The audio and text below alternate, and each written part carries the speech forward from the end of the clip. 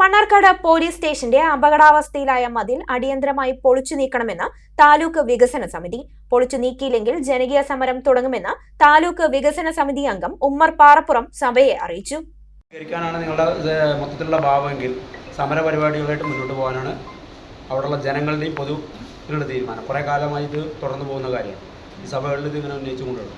രണ്ടാൾ പൊക്കത്തിൽ നിൽക്കുന്ന അപകടാവസ്ഥയിലായ മതിൽ അടിയന്തരമായി പൊളിച്ചില്ലെങ്കിൽ വൻ ദുരന്തത്തിനിടയാക്കുമെന്ന് വികസന സമിതി അംഗങ്ങൾ അഭിപ്രായപ്പെട്ടു. മണ്ണാർക്കാട് GMUP സ്കൂൾ, റഹ്മാനിയ മദ്രസ എന്നിവിടങ്ങളിലേക്ക് പോകുന്ന കുട്ടികൾ ഈ മതിലിനോട് ചേർന്നുള്ള വഴിയിലൂടെയാണ് നടന്നു പോകുന്നത്. ഏതു സമയത്തും മതിലിടിയും. മതിൽ പലയിടത്തും റോഡിലേക്ക് ചരിഞ്ഞാണ് നിൽക്കുന്നത്. പൊളിക്കുന്നതുമായി ബന്ധപ്പെട്ട് വികസന സമിതി പലവട്ടം ചർച്ച നടത്തിയതാണെങ്കിലും ഒരു നടപടിയും ഉണ്ടായില്ല. 2024 മന്ത്രി കൃഷ്ണൻകുട്ടി മതിൽ പൊളിക്കാൻ ഉത്തരവിട്ടതാണ്. വലിയ ദുരന്തത്തിന് കാത്തിരിക്കുകയാണ് അധികൃതർ. ഇനി സമരം ചെയ്യുകയാണ് നാട്ടുകാരുടെ മുൻപിൽ ഏക വഴിയെന്ന് സമിതി അംഗം ഉമ്മർ പറഞ്ഞു.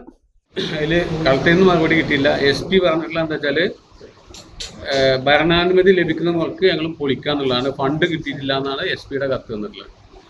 46 ലക്ഷം രൂപ ഇതിന് എസ്റ്റിമേറ്റ് ഇട്ടുണ്ടെന്നും അത് സംസ്ഥാന പോലീസ് മേധാവിക്ക് കത്ത് റിപ്പോർട്ട് കൊടുത്തിട്ടുണ്ടെന്നും ലഭ്യമായ ഫണ്ട് ഉപയോഗിച്ചുകൊണ്ട് ചുറ്റുമതിൽ പുനർനിർമ്മിക്കുന്നതിനായി പാലക്കാട് ജില്ലകളുടെ അപേക്ഷ സമർപ്പിക്കുകയും എന്നാൽ ചുറ്റുമതിൽ പുനർനിർമ്മിക്കുന്നതിനായി നിലവിൽ ഫണ്ടൊന്നും ലഭ്യമല്ല എന്ന് ജില്ലകളുടെ അറിയിച്ചിട്ടുണ്ടെന്നും SP അറിയിച്ചു. അതേസമയം മതിൽ പൊളിച്ചുകെട്ടാനുള്ള തുക അനുവദിക്കാത്തതാണ് പ്രതിസന്ധിയെന്ന് പോലീസ് വകുപ്പ് പ്രതിനിധി സമിതിയെ അറിയിച്ചു. ഇക്കാര്യം SP ശ്രദ്ധയിൽപ്പെടുത്തുമെന്നും അദ്ദേഹം പറഞ്ഞു. മതിൽ കെട്ടുന്നത് ഫണ്ട് അനുവദിച്ച ശേഷം മതിയെന്നും അപകടാവസ്ഥയിലായ മതിൽ ഉടൻ പൊളിച്ചു നീക്കണമെന്നും വികസന സമിതി നിർദ്ദേശം നൽകി. ജില്ലാ പഞ്ചായത്ത് അംഗം റഷീദ് ആലായൻ അധ്യക്ഷത വഹിച്ചു.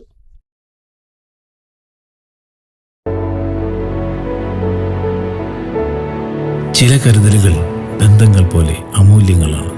പഴയ ഗോൾഡ്, തലമുറകൾ കൈമാറിയ ആത്മബന്ധം.